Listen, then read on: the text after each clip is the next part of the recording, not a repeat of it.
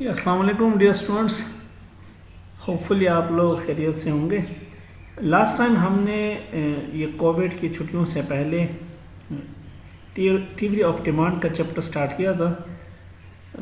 मैं इससे आगे भी आपका जो चैप्टर पढ़ाऊँगा, लेकिन थोड़ा सा ये जो कुछ इसमें रहता था वो भी कवर करते हैं और इसकी क्विक सी रिवीजन भी करते हैं। मैंने आपको डिमांड के डिफिनीशन में बताया था, जब मैं आपको ये कंसेप्ट समझा रहा था कि आपने इसमें दो बातें होती हैं कि किसी चीज़ के लिए आपकी विलिंगनेस हो एंड सेकंड ये कि आपके पास एबिलिटी भी हो to buy. Willingness to buy and ability to buy अगर है तो इसका मतलब है कि उस प्रोडक्ट के लिए डिमांड है। फिर मैंने आपको ऐसे बड़े एग्जांपल दिए थे क्लास में कि सम टाइम ऐसा होता है कि आपकी विलिंगनेस तो होती है, जैसे कि सपोज़ मेरा दिल करता है कि मैं एक बेहतरीन सी गाड़ी ख़रीदूं, लेकिन मेरे एबिलिटी नहीं है कि मैं उसको ख़रीद सकूं। सो ऐसे केस में मैं ये नहीं कह सकता कि मार्केट में इस गाड़ी का डिमांड है मेरे लिए, क्योंकि मुझे इसमें as a potential customer consider नहीं करना चाहिए, क्योंकि मेरे पास विलिंगनेस तो है लेकिन एबिलिटी नहीं है। सम टाइम ऐसा होता है कि आपके पास एबिलिटी तो होती है कि आप उस किसी चीज़ को परचेज़ कर सकते हो। ऐसे दुनिया में बहुत सी चीज़ें हैं जो कि हम परचेज़ कर सकते हैं, लेकिन हमारे ख्वाहिश नहीं है कि हम उसको ख़रीदें। सो हमारे पास ऐसे बहुत से स्पेशली एजुकेशन के ऐसे बहुत से प्रोडक्ट्स हैं, एजुकेशन से रेलिवेंट ऐसे बहुत से बुक्स हैं जिसमें हम ख़रीद सकते हैं। हमारे पास एबिलिटी है, बट अनफॉर्चुनेटली अगर वो हमारे सब्जेक्ट से रेलिवेंट नहीं है तो हम मेरी विलिंगनेस नहीं है, सो मैं ये नहीं कह सकता कि इस प्रोडक्ट के लिए डिमांड है। तो ये दोनों चीज़ें एक साथ होना ज़रूरी है। अच्छा, फिर मैंने आपको बताया था कि जो फैक्टर्स है जो डिमांड को अफेक्ट कर सकते हैं, उसमें से एक तो प्राइस है। ठीक है, ये मैंने जो आपके सामने इक्वेशन रखा हुआ है, ये असल में क्यू डी एक्स का मतलब है quantity demand for community x. मतलब फॉर एग्जांपल अगर हम किसी भी प्रोडक्ट की एग्जांपल ले लें, फॉर एग्जांपल कोई कोल्ड ड्रिंक है, पेप्सी है सपोज। सो अब पेप्सी जो है उसको हमने यहाँ पे एक्स से लिखा है। ठीक है, तो पेप्सी की डिमांड डिपेंड करती है उसकी प्रोडक्ट की प्राइस के ऊपर। ठीक है, पी ओ से मतलब price of commodity of O से मतलब यहाँ पे कि उसके सब्सटीट्यूट की जो प्राइस होगी। फॉर एग्जांपल पेप्सी का कोई सब्सटीट्यूट है, सपोज कोक है, अगर उसकी प्राइस में कोई चेंज आता है तो उससे भी पेप्सी की डिमांड के ऊपर फ़र्क पड़ता है। सिमिलर टी से मतलब टेस्ट है, अगर टेस्ट पेप्सी का चेंज होता है, ठीक है, वो टेस्ट अगर मुझे अच्छा लगता है तो डिमांड बढ़ेगा, अगर वो टेस्ट मुझे अच्छा नहीं लगता तो डिमांड कम हो जाएगा। सिमिलरली इनकम है, जो लेवल ऑफ इनकम है अगर वो कंज्यूमर का बढ़ता है, कस्टमर का, तो इससे डिमांड किसी प्रोडक्ट की मज़ीद बढ़ सकती है। आबादी है, population, and there are many other factors जिसकी वजह से डिमांड के ऊपर इन्फ्लुएंस हो सकता है क्वांटिटी डिमांड में। अच्छा, लेकिन जब हम लॉ ऑफ डिमांड की बात करते हैं तो मैंने आपको जैसे बताया था कि सोशल साइंसेज में ह्यूमन एटीट्यूड चूँकि इन्वॉल्व होता है और वो सबका एक जैसा नहीं होता, सबके वांट्स, सबके नीड्स एक जैसे नहीं होते, तो ये पर्सन टू पर्सन वेरी करते हैं। अगरचे बाय एंड लार्ज लोगों के टेस्ट, एटीट्यूड में सिमिलैरिटी हमें मिलती है, लेकिन फिर भी इस बात का जो है वो अवेलेबल है कि सबकी टेस्ट, सबके इनकम लेवल, सबके पास टेक्नोलॉजी के एक्सेस जो है वो एक जैसा नहीं होता। अच्छा, अगर तो अदर देन, आप देखिए, other than price x factors should remain same. Law of demand कहता है कि ये जो अदर देन प्राइस फैक्टर है ना, जिसके ऊपर मैंने यहाँ पे लकीर खींची ऊपर, कहते हैं अगर ये कांस्टेंट रहे, ठीक है, यानी कोक की प्राइस कांस्टेंट रहे, चेंज ना हो, टेस्ट पेप्सी का सेम रहे, लोगों का लेवल ऑफ इनकम सेम रहे, आबादी अगर सेम रहे, so then there is only one factor जो कि प्राइस है। अगर इसमें चेंज आता है तो इससे क्वांटिटी डिमांड में चेंज आएगा। तो प्राइस की वजह से जो डिमांड में चेंज आता है इसको हम यहाँ पे एक्सप्लेन करेंगे लॉ ऑफ डिमांड में। लॉ ऑफ डिमांड कहता है कि if there is increase in price quantity demand will decrease and vice versa. ठीक है,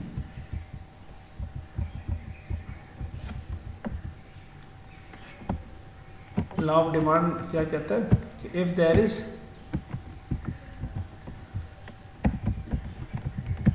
increase in price will result in decrease in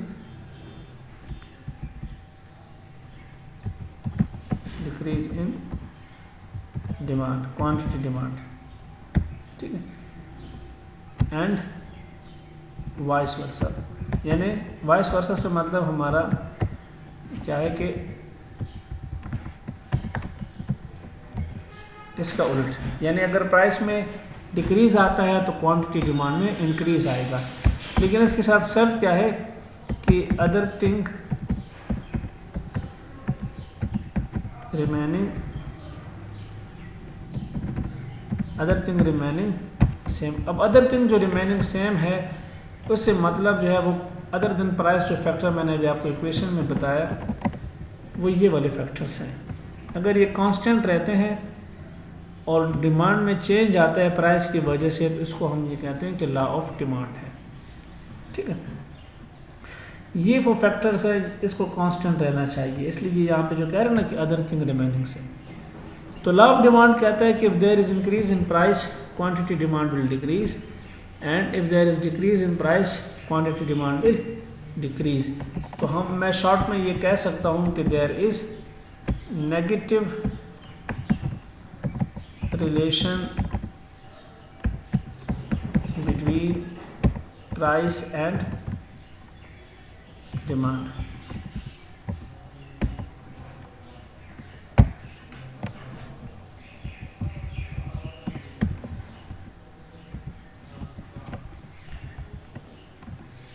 ठीक है, मैं जैसे अब ये लॉ ऑफ डिमांड का आपको बताता है कि there is negative relationship between price and quantity demand. अच्छा, अब अगर किसी डिमांड में चेंज आता है ना, आप देखिए इन्होंने ये ग्राफ से आपको मैंने क्लास में भी बताया था, टेबल से भी मैंने प्रेजेंटेशन की थी और ग्राफ से भी की थी।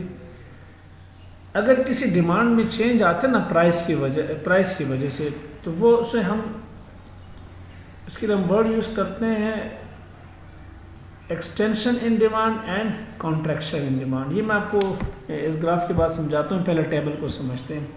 अच्छा, जैसे हम देख रहे हैं ना कि प्राइस कम हो रहा है, पहले प्राइस 10 है, फिर प्राइस 10 के ऊपर डिमांड मार्केट में कोई नहीं थी, यानी ये 10 समझे कि बहुत हाई प्राइस है, इसके ऊपर मार्केट में कोई डिमांड नहीं था। फिर जैसे प्राइस को कम किया गया डिमांड बढ़ गया, अब 2 आइटम बिक रहे हैं, प्राइस को मज़ीद कम किया गया डिमांड मज़ीद बढ़ गई। तो जैसे जैसे हम देख रहे हैं कि प्राइस कम हो रहा है quantity demand on the other hand बढ़ रहा है। ठीक है, इसी चीज़ को ग्राफ में भी इन्होंने प्रेजेंट किया हुआ है। इस साइड पे आप देखिए प्राइसेस लिए गए हैं वाई एक्सेस पे और एक्स एक्सेस पे क्वांटिटी डिमांड है। ये हमने क्लास में जैसे सीखा था, आप इसको बना भी सकते हैं कि प्राइस जब 10 है तो क्वांटिटी डिमांड क्या है, 0 है। जब प्राइस 8 है, 8 प्राइस है तो क्वांटिटी डिमांड क्या है, 2। Price 6, quantity demand 4। तो ये ग्राफ भी आपको बता रहा है कि देयर इज नेगेटिव रिलेशन। जैसे जैसे प्राइस कम हो रही है डिमांड आहिस्ता आहिस्ता बढ़ रहा है, प्राइस कम हो रही है डिमांड बढ़ रहा है।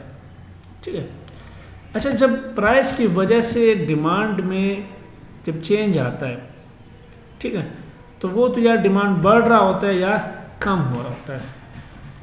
अगर हम ऊपर से देखें, जैसे जैसे प्राइस कम हो रही है डिमांड बढ़ रही है, प्राइस कम हो रही है डिमांड बढ़ रही है। जब डिमांड प्राइस की वजह से उसमें जब चेंज आता है तो उसको हम कहते हैं कि एक्सटेंशन ऑफ डिमांड। ठीक है, when there is increase in demand because of the change in price, because of the when there is increase in the price because of decrease in the price, इसको हम कहते हैं कि extension of demand, demand extend हो रहा है। अब आप उसको उल्टा करके देखें, अगर प्राइस 2000 है तो क्वांटिटी डिमांड 6 है, जैसे कि प्राइस बढ़ गई 3000, क्वांटिटी डिमांड 6 से कम होकर 5 हो गई, फिर प्राइसेस बढ़ा दी गई है 4000, क्वांटिटी डिमांड मज़ीद कम हो गया। जब प्राइस में इंक्रीज करने की वजह से जो डिमांड में डिक्रीज आता है, इसको हम कहते हैं कॉन्ट्रैक्शन ऑफ डिमांड। कॉन्ट्रैक्शन जिस तरह हम उर्दू में कहते हैं ना, सुकड़ जाना, कम हो जाना, एक्सटेंशन फैलाव, बढ़ जाना। ठीक है, तो मैं दोबारा रिपीट कर लूँ, जब भी हमारे पास लॉ ऑफ डिमांड कहता है कि डिमांड में जो चेंज आता है ये प्राइस की वजह से आता है, लेकिन कंडीशन क्या है, अजम्पशन क्या है कि अदर थिंग रिमेनिंग सेम, बाकी चीज़ों में अगर चेंज नहीं आता, अगर तो बाकी चीज़ों में चेंज आता है तो डिमांड में भी चेंज आ सकता है, देन हम उसको लॉ ऑफ डिमांड नहीं कहते हैं। ठीक है, जब इस अजम्पशन से ये बाहर जाते हैं। सो लॉ ऑफ डिमांड में रिस्ट्रिक्शन है, एजम्पशन है कि अगर बाकी चीज़ें सेम रहेंगी तो डिमांड प्राइस के साथ चेंज होगा। तो अगर डिमांड बढ़ रहा है क्योंकि प्राइसेस गिर गई तो इसको हम एक्सटेंशन कहते हैं, अगर तो प्राइसेस बढ़ रही है तो डिमांड कम होगा, इसको हम कॉन्ट्रैक्शन ऑफ डिमांड कहते हैं। अच्छा, ये जो बाकी फैक्टर्स हैं ना, अब ये भी तो इन्फ्लुएंस करती है डिमांड को, इसकी वजह से भी डिमांड में चेंज आ सकता है, उसको फिर हम क्या कहते हैं ये अब देखते हैं। अब देखिए माय डियर, ये कोई प्रोडक्ट है, अभी आप लोगों ने देखा था कि 4000 पे इस प्रोडक्ट की डिमांड कितनी है, क्वांटिटी डिमांड 4, ये इन मिलियन है। ठीक है, यानी 40 लाख। 3000 पे 5 है। अब आप देखिए 4000 पे ये 5 है, 3000 पे ये 4000 पे ये 4 है, ये देखिए 4000 पे ये 4। अच्छा, ये इन्होंने एक और ग्राफ ड्रा किया हुआ है आपको समझाने के लिए, सॉरी, ये अब आपको बता रहे कि ये ओरिजिनल, ये जो रेड लिखा है ना, रेड, ये ओरिजिनल है, पहले का है। आप पहले इसको समझें कि आपके पास 4000 जो प्राइस है इसके ऊपर डिमांड 5 है। आहिस्ता आहिस्ता जैसे जैसे प्राइस कम हो रही है डिमांड कम हो रहा है। ठीक है, लेकिन अदर देन प्राइस, अगर किसी और चीज़ में चेंज आता है सो तब सेम प्राइस के ऊपर डिमांड में फ़र्क आ सकता है। फॉर एग्ज़ाम्पल, एक मैं इस आइटम में से ना किसी एक की एग्जांपल लेता हूँ। ये जो हमने डिस्कस की थी ना, other than price factor, suppose मैं चलो टेस्ट की बात करता हूँ। ठीक है, अब कोई प्रोडक्ट है उसकी प्राइस 4000 है, लेकिन चूंकि उसने टेस्ट इम्प्रूव किया जिसकी वजह से प्राइस में तो कोई चेंज नहीं आया, लेकिन सिर्फ टेस्ट इम्प्रूव करने से उसकी डिमांड बढ़ गई। अब देखिए, पहले भी 4000 प्राइस था, डिमांड 5 था, अभी भी प्राइस 4000 है लेकिन डिमांड बढ़ गया, 6 पे आ गया, तो सेम प्राइस पे डिमांड बढ़ गया। जब सेम प्राइस में डिमांड बढ़ गया, इसका मतलब है कि जो डिमांड में चेंज है ये अदर देन प्राइस है, वो क्या है, वो टेस्ट है। सिमिलरली देखिए, प्राइस जब कम होगी ना, 3000 पे डिमांड ओरिजिनल अगर आप देखें तो ये 3000 पे है 6, लेकिन टेस्ट बढ़ने की वजह से सेम प्राइस के ऊपर अब डिमांड 7 पे पहुंच चुका है। तो जब भी आपके पास अदर देन प्राइस फैक्टर की वजह से जब डिमांड में चेंज आएगा तो आप देखेंगे कि प्राइस तो सेम है लेकिन बाकी फैक्टर की वजह से डिमांड में चेंज आया। इसको हम कहते हैं शिफ्ट इन डिमांड कर्व। ठीक है, इसको हम कहते हैं शिफ्ट इन डिमांड कर्व। अब शिफ्ट दो किस्म के हो सकते हैं, upward shift and downward shift. अगर तो सेम प्राइस के ऊपर डिमांड बढ़ता है, जैसे कि ये ब्लू लाइन आपको नज़र आ रही है D2, जिसका नाम है D2, इस लाइन का नाम है। अगर सेम प्राइस के ऊपर डिमांड बढ़ रही है, ठीक है, ओरिजिनल के साथ आप कंपेयर करें, 3000 पे ये ओरिजिनल डिमांड है, ये अब नई डिमांड है। 2000 पे ये ओरिजिनल डिमांड है और अब ये नई डिमांड है। तो अगर अदर देन प्राइस फैक्टर में जब चेंज आएगा और उसकी वजह से डिमांड बढ़ता है तो डिमांड का जो लाइन है ये राइट हैंड की तरफ बढ़ेगा। ठीक है, कहने का मतलब ये है कि मैं आपको एक एग्जांपल एक्सेल में चलो दे दूं।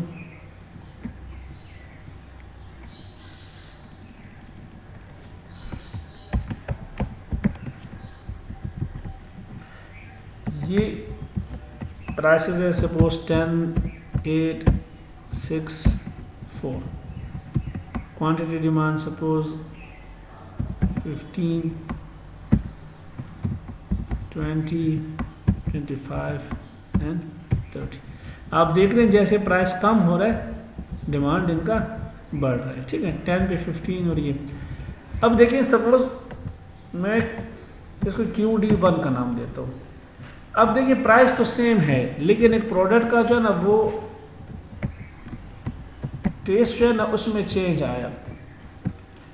पहले हमने जो बात की थी ना other thing remaining, other thing में अगर चेंज नहीं आता सो देन ओनली डिमांड में जो फ़र्क आएगा वो प्राइस की वजह से आएगा। लेकिन अगर अदर थिंग में चेंज आता है, अब देखिए टेस्ट चेंज हुआ और वो टेस्ट ऐसा है कि वो मुझे अच्छा लग रहा है।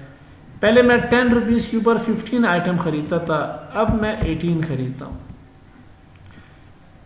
ठीक है, प्राइस कम हो गई 8 के ऊपर मैं 20 आइटम ख़रीदता था, अब मैं 25 ख़रीदता हूँ। अब आप देखिए डिमांड पहले 15 था, अब 18 है। ठीक है, सेम प्राइस पे डिमांड बढ़ गया ना, ये 18 हो गया अगरचे प्राइस वही है। फिर जब प्राइस इन्होंने 8 किया था तो डिमांड 20 था, अब सेम प्राइस पे डिमांड बढ़ गया। ठीक है, अब ये जो चेंज है डिमांड में ये बिकॉज ऑफ टेस्ट है। इसलिए जब आप इस तरह का ग्राफ बनाएंगे ना, ये अब अगर आप ग्राफ बनाएंगे तो आपको नज़र आएगा कि सेम प्राइस पे ओरिजिनल जो था वो 15 था, अब टेस्ट की वजह से अब 18 है। तो डिमांड कर्व आपका राइट की तरफ शिफ्ट हो जाएगा, जैसे कि इस केस में है D2। ठीक है माय डियर, इसको हम कहते हैं, इस कंसेप्ट को शिफ्ट इन डिमांड कर्व। तो शिफ्ट इन डिमांड कर्व का मतलब क्या हुआ? Change in demand because of change in non price factor, यानी प्राइस से हटकर बाकी जो फैक्टर्स हैं। इस कंसेप्ट को कहते हैं शिफ्ट इन डिमांड कर्व, जब change other than price factor आते हैं। अच्छा, ये दो तरह हो सकते हैं। एक तो मैंने डिस्कस किया, इसको हम कहते हैं अपवर्ड शिफ्ट। डाउनवर्ड शिफ्ट इसे कहते हैं कि अब सपोज ये जो चेंज आया ना टेस्ट में, ये एक ऐसा टेस्ट है जो मुझे अच्छा नहीं लग रहा है। ठीक है, अब देखिए पहले हमारे पास ओरिजिनल क्या था, 10 रुपीज़ के ऊपर क्वांटिटी डिमांड हमारा 15 था। ठीक है, अब देखिए टेस्ट जो चेंज है ना, ये टेस्ट मुझे अच्छा नहीं लगा, तो सेम प्राइस पे जो 15 डिमांड था, अब ये डिमांड जो है ना वो डिक्रीज हो गया, 12 पे आ गया। अब देखिए प्राइस वही है, पहले लोग 10 के ऊपर 15 आइटम डिमांड करते थे, अब 12 कर रहे हैं। ठीक है, क्योंकि वो टेस्ट जो चेंज हुआ वो मुझे अच्छा नहीं लगा। सिमिलरली 8 रुपीज़ के ऊपर 20 डिमांड करते थे। आप लोगों ने ग्राफ पर बनाने होंगे खुद। ठीक है, ये इस जो मैं यहाँ पे डेटा बता रहा हूँ ना, ये आप लोगों ने ग्राफ बनाना है एक ही पेज के ऊपर, तीनों ग्राफ। ठीक है, ओरिजिनल, फर्स्ट एंड इसको मैं 2 का नाम दे देता हूँ, सेकंड। अब देखिए डिमांड 20 था, अब 20 से कम हो गया, सपोज करता हूँ 16 पे आ गया। ये 25 जो है, इससे प्राइस पहले 6 पे क्वांटिटी डिमांड 25 था, मुझे टेस्ट अच्छा नहीं लगता तो मैं 22 ख़रीदता हूँ। सिमिलरली ये मैं 27 ख़रीदता हूँ। अब देखिए ये जो अगर मैं ओरिजिनल के साथ कंपेयर करूँ ना, ये ओरिजिनल के साथ अगर मैं इसको कंपेयर करता हूँ, सो अब मेरे पास सेम प्राइस के ऊपर डिमांड में डिक्रीज आ गया। अब अगर मैं ग्राफ पेपर पे इसको बनाऊंगा तो ये आपको ऐसे नज़र आएगा कि प्राइस देखिए यहाँ पे इस केस में देखें 4000 है, लेकिन सेम प्राइस में डिमांड अब कम है, क्योंकि जो अदर थिंग है, बाकी जो फैक्टर है उसमें चेंज आने की वजह से ये डिमांड में चेंज आ रहा है। प्राइस तो सेम है। अब सेम प्राइस पे डिमांड कम हो गया तो ये डिमांड कर्व शिफ्ट हो जाएगा डाउनवर्ड। इसको फिर हम कहते हैं शिफ्ट इन डिमांड जो कर्व है ये डाउनवर्ड शिफ्ट है। डाउनवर्ड शिफ्ट का मतलब होता है कि सेम प्राइस पे डिमांड कम हो गई। देखिए मैं बार बार रिपीट कर रहा हूँ कि सेम प्राइस पे डिमांड कम हो गई। अपवर्ड क्या होता है, सेम प्राइस पे डिमांड बढ़ गई। सो ये वो लास्ट टॉपिक था जो हमसे रह गया था। होपफुली आप लोगों को ये बात समझ आई होगी। स्टिल अगर किसी को समझ में नहीं आता सो ये people are welcome, you can ask me. अल्लाह हाफिज़।